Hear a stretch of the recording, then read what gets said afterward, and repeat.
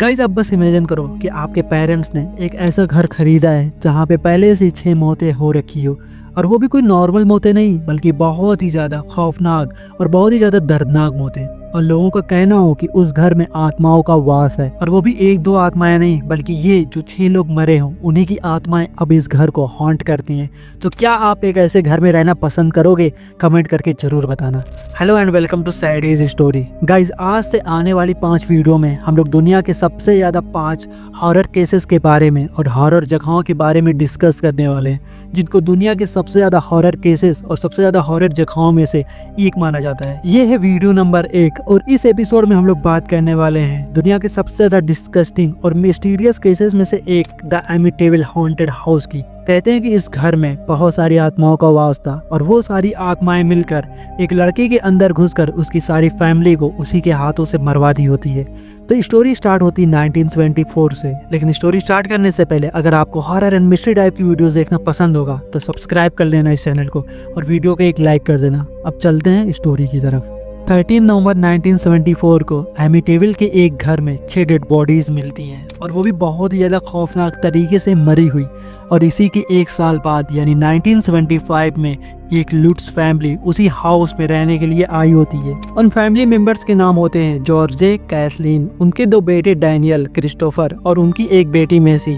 और ये तीनों बच्चे कैथलीन के फर्स्ट मैरिज से होते हैं, और उसके हस्बैंड की डेथ हो जाने के बाद कैथलीन जॉर्जे से शादी कर लेती है। जॉर्जे डैनियल, क्रिस्टोफर, मेसी को अपने बच्चों की तरह ही प्यार करता था और हमेशा कोशिश करता था कि उन लोगों को कभी अपने डैड की कमी ना महसूस हो। कैथलीन और जॉर्जे जब इस घर को देखने आते हैं तो जो ब्रोकर होता है वो बताता है कि 1 साल पहले इस घर में एक क्राइम हुआ था जिसमें 6 लोगों की मौत हो गई होती है। और ये सब कुछ जानने के बाद भी जॉर्जे कहता है कि पूरे लोग होते हैं, पूरा घर नहीं होता है, और ये सब चीजें हम लोग नहीं मानते हैं। और इतनी अच्छी कॉलोनी में इतना अच्छा घर उन लोगों को सिर्फ $80,000 में मिल रहा होता है, और इसीलिए वो दोनों इसे मिस नहीं करना चाहते थे और खरीद लेते हैं। और जैसे ही ये लोग उस हाउस में इंटर करते हैं तो इन लोगों का कहना होता है कि इन लोगों ने उस हाउस में समर के टाइम शिफ्टिंग की थी, लेकिन हमेशा ही उनका घर ठंडा ठंडा रहता था और उनको कभी कभी इस घर से बहुत ही बुरी स्मेल भी आती थी। ये लोग अपनी शिफ्टिंग पूरी कर लेते हैं, दिन भर के थके होते हैं, इसीलिए ये लोग रात में जल्दी से सो जाते हैं। लेकिन पहले ही रात इन लोगों के साथ इतनी ज्यादा खौफनाक चीजें हो जाएगी, इन्होंने कभी अपनी जिंदगी में नहीं सोचा था।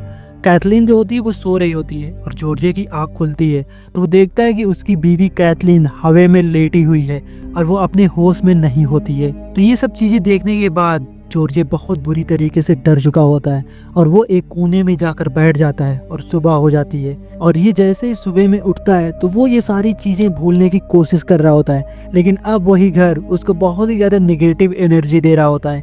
यानी कि अब उसको उस घर में डर लगने लगता है, उसको सारी चीजें उस घर की और लगने लगती है। और अब जॉर्जे उठकर उस घर के बेसमेंट में जाता है, और जैसे ही वो बेसमेंट में जाता है तो वो देखता है कि उस बेसमेंट में एक कमरा है और उस कमरे में एक रेड कलर की दीवार है। और उस कमरे को देखते ही जॉर्जे बहुत ही बुरी तरीके से डर जाता है और वो बहुत ही ज्यादा हैरान होता है। हैरान इसलिए होता है क्योंकि जब वो ये घर खरीद रहा होता है तो घर के नक्शे में कहीं भी उस कमरे का कोई भी निशान नहीं होता है। ऊपर कैथलीन कपड़े साफ करने के लिए अपनी बेटी मेसी के रूम में जाती है और उसे एक कमरे से आवाज़ आती है जैसे वो किसी से बात कर रही हो। कैथलीन मेसी से पूछती है कि तुम किससे बात कर रही हो? वो कहती है कि मेरी एक दोस्त है और वो यही इस रूम में रहती है, उसका नाम एलिसन, और वो मेरी दोस्त बन गई है। कैथलीन कहती है कि बाहर और भी बच्चे हैं, तुम उनसे दोस्ती करो। तो मेसी कहती है कि एलिसन ने मुझे बताया है वो सारे बच्चे बहुत ही बुरे हैं, वो दोस्ती के लायक नहीं है। कैथलीन मेसी की बात सुनकर हंसने लगती है और रूम से चली जाती है। उन लोगों को उस घर के साथ साथ एक पूल भी मिलता है और वहाँ रात के वक्त जॉर्जे सब कुछ चेक करके वापस आ रहा होता है। बाहर से मेसी के रूम को देख रहा होता है, वो विंडो से जॉर्जे को देख रही होती है। लेकिन जॉर्जे को अजीब तो तब लगता है जब उसने देखा कि मेसी के पीछे भी एक छोटी बच्ची खड़ी है जो जॉर्जे को ही देखी जा रही होती है। जॉर्जे दौड़ के मेसी के कमरे में जाता है और मेसी सो रही होती है। जॉर्जे को कुछ भी समझ में नहीं आता है और तब तक क्रिस्टोफर की चीखने की आवाज़ आती है। जॉर्जे दौड़ के जाता है तो क्रिस्टोफर कहता है कि वॉशरूम में कोई है जो बार बार मुझे घूर रहा है, और जब मैं रात में सोता हूँ तो वो बार बार मुझे मुझे बुलाता है और मुझे उससे बहुत डर लगती है। और अब इन लोगों को मालूम चल जाता है कि इस घर में कोई ना कोई तो इविल एंटिटी जरूर है। और जॉर्ज एक प्रीस्ट से कांटेक्ट करता है। जैसे ही वो प्रीस्ट इस घर में आता है तो उसको सारी चीजें मालूम चल जाती है कि हाँ वाकई में इस घर में कुछ इविल चीजें तो जरूर रहती है। और अब वो प्रीस्ट कुछ वर्ड बोलता है, तभी उस घर के सारे फ्रेम्स, सारे बर्तन अपने आप ही गिरने लगते हैं। और ये सारी चीजें देखकर वो जो लड़के होते हैं वो बहुत ही बुरी तरीके से डर चुके होते हैं। और प्रीस्ट को ये चीज मालूम चल जाती है ये कोई बहुत ही बुरी तरीके की इविल एंटिटी है। और वो फौरन से होली वाटर निकालता है और छिड़कना शुरू कर देता है। लेकिन फिर भी वो इविल एंटिटी इसके कंट्रोल में नहीं आ रही होती है और ये प्रीस्ट वहां से भाग जाता है। और ये सब चीजें लुट्स फैमिली अपनी आंखों से देख रही होती है। वो अब इस घर में 1 मिनट भी नहीं रुकती है और तुरंत से अपना सामान, कपड़ा सब कुछ छोड़कर ही उस घर से वो पूरी फैमिली चली जाती है। और वो हमेशा के लिए इस घर को छोड़ दिए होते हैं। और जब लोगों को ये बात पता चलती है और हर तरफ इंटरनेट पे यही सब बातें होने लगती है और लुट्स फैमिली उस घर के हॉन्टेड होने का क्लेम करती है। और फिर पुलिस वाले मिलकर उस फैमिली वालों का पॉलीग्राफ टेस्ट करते हैं और वो पास हो जाती है। और कोर्ट वाले उनका क्लेम एक्सेप्ट कर लेते हैं और उनको रिफंड देते हैं। लेकिन सवाल अब भी पता था कि आखिर में ये घर अगर इविल है तो कैसे है। और इससे पहले भी तो लोग वहाँ पे रह रहे हैं। लेकिन फिर पता चलता है कि इससे पहले वहाँ पे एक डीफो फैमिली रहती थी, जिनकी बात मैंने शुरुआत में की थी कि उनके घर में 6 लोगों की डेड बॉडीज पुलिस वालों को मिलती है, वो भी अपने अपने रूम में। लेकिन उन लोगों की मौत कैसे हुई, आखिर वो कौन थे और क्या लुट्स फैमिली को यही लोग यानी यही डीफो फैमिली हॉन्ट कर रही होती है, ये सब कुछ जानने के लिए हम लोग को 1 साल पहले जाना होगा। न्यूयॉर्क पुलिस को वहां से रोनाल्ड डेफियो का कॉल आता है। कॉल कट करके पुलिस तुरंत रोनाल्ड के घर एमिटिविल जाती है।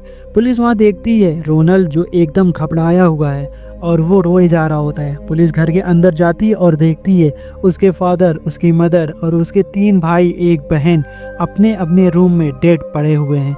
पुलिस उन लोगों की बॉडीज फॉरेंसिक के लिए भेजती है और रोनाल्ड की स्टेटमेंट लेती है। रोनाल्ड बताता है कि उन लोगों का कार का बिजनेस है और वो अपने पापा के साथ डेली बिजनेस के सिलसिले में साथ में ही जाता था।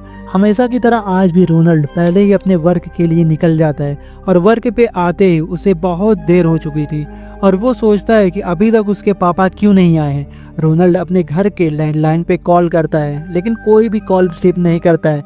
रोनाल्ड को थोड़ा अजीब लगता है क्योंकि उसके घर में 6 लोगों की फैमिली होती है और उनमें से कोई भी कॉल नहीं सुना होगा। तब तक कस्टमर्स कार देखने के लिए आने लगते हैं और रोनाल्ड अपने काम में लग जाता है और पूरा दिन ऐसे ही काम में नॉर्मली दिन गुजर जाता है। रोनाल्ड को काम करते करते सारा दिन बीत गया होता है। वो अपनी शॉप को बंद करके अपने दोस्तों के साथ चिल करने लगते हैं और उसी बीच में रोनाल्ड अपने घर पे फोन करता है लेकिन अब भी उसकी कॉल कोई पिक नहीं करता है। और अब रोनाल्ड को बहुत ज्यादा अजीब लगने लगता है कि आखिर में कोई भी उसकी कॉल क्यों नहीं पिक कर रहा होता है। और जब उसने सुबह में कॉल की तो क्यों नहीं किसी ने उसको वापस से कॉल की।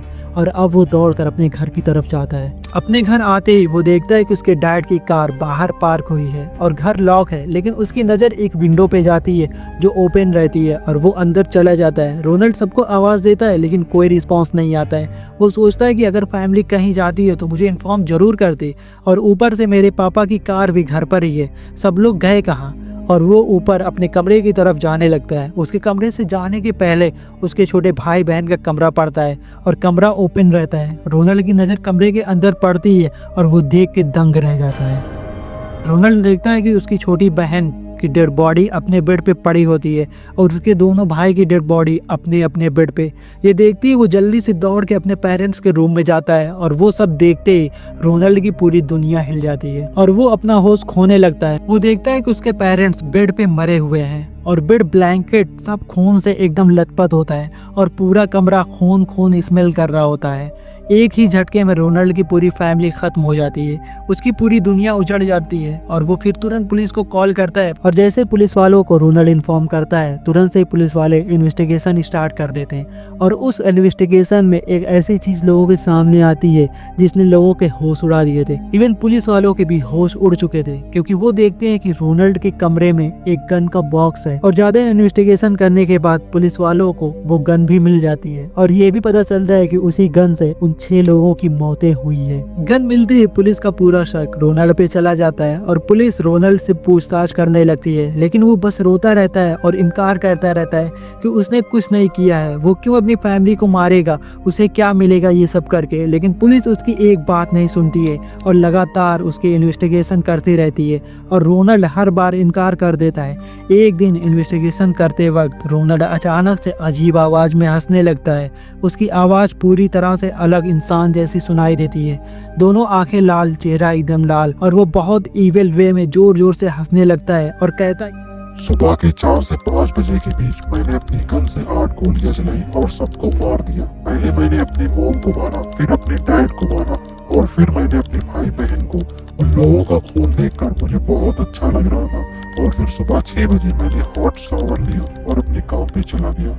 और इतना ज़्यादा ईविल स्टेटमेंट सुनने के बाद वहाँ के लोगों के होश उड़ जाते हैं और वो सारा माहौल एक निगेटिव माहौल में बदल जाता है और वहाँ पे जितने भी लोग थे वो सबके पैर कांपने लगते हैं। और फिर रोनाल्ड को कोर्ट लेके जाया जाता है, लेकिन रोनाल्ड कोई भी वजह नहीं बताता है, ना ही कुछ कहता है। और अब ये केस जब लोगों के सामने आता है तो कई सारे लोगों के अलग अलग थॉट्स थे। किसी का कहना होता है कि रोनाल्ड के ऊपर कोई ईविल एंटिटी का कब्जा था, इसीलिए उसने स्टार्टिंग में इनकार किया।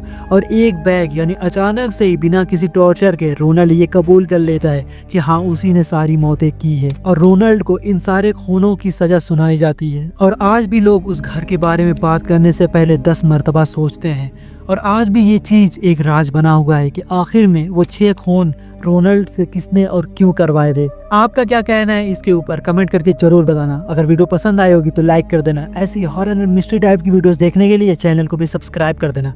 मिलते हैं अगले एपिसोड में, तब तक के लिए बाय।